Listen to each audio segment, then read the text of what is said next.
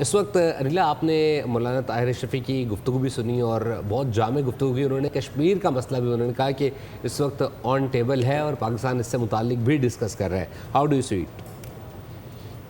جی دیکھیے، یہ سب سے پہلے میں سمجھتی ہوں اس وقت تو ایک گلوبل کرائسس ہے جو کہ ایران سے ہو رہی ہے. Exactly. So Pakistan I am sure سمجھتا ہے کہ اس وقت کشمیر کا مسئلہ لانا از ناٹ وائز.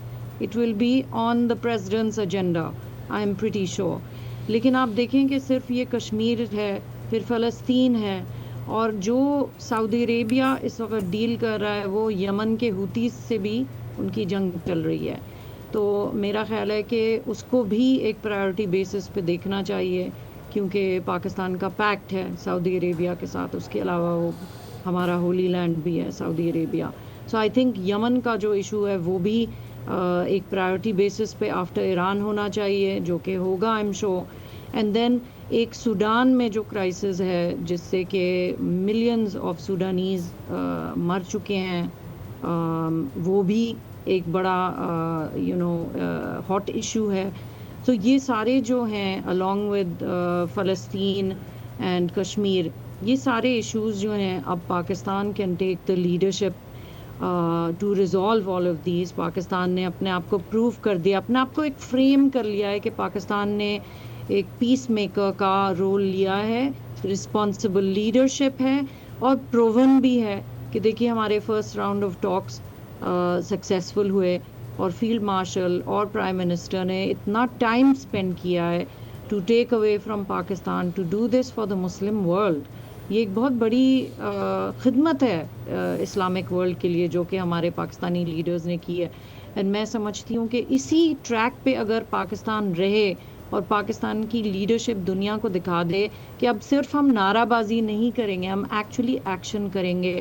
اور جب آپ کا صرف راستہ ایک ریکنسیلیشن کی طرف ہے، پیس کی طرف ہے، تو اس میں اللہ بھی مدد کرتا ہے.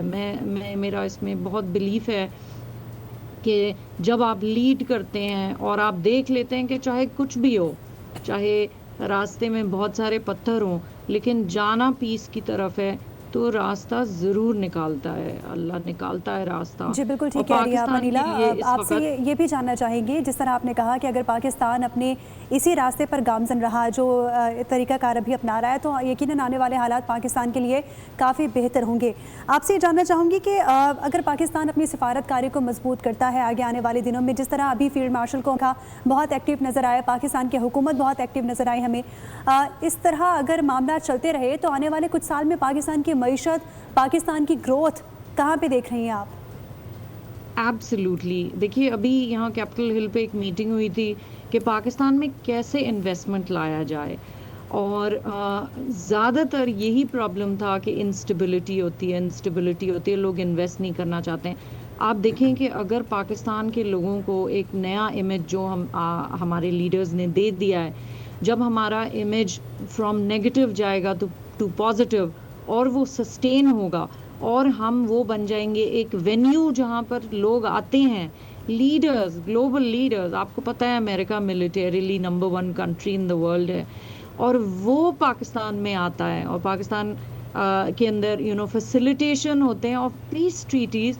تو یہ تو ایک ہسٹری بکس میں لکھا جائے گا جو پاکستان کا رول ہی دنیا میں بدل گیا ہے. اور اس سے کیا ہوگا؟ پاکستانیز کے لیے سافٹ امیج بہتر ہوگی، ان کے لیے ایون آن لائن جابز بہتر ہوں گے، لوگ ہیزیٹیٹ نہیں کریں گے کہ وہ ہائر کریں ہمارے لوگوں کو، ہماری کمپنیز کو، اور ایک ہم بالکل وائبل کمپیٹیٹر بن جائیں گے فار آؤٹ سورسنگ جو جابز ہوتے ہیں، دوسرے جابز ہوتے ہیں.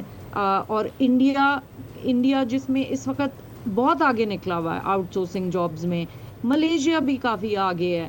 تو ہمارا جو پاکستانی معیشت ہے وہ آٹومیٹکلی اس کو افیکٹ کرے گا. اسٹیبل سبسکرائب کریں اور بیل دبائیں تاکہ کوئی خبر رہ نہ جائے.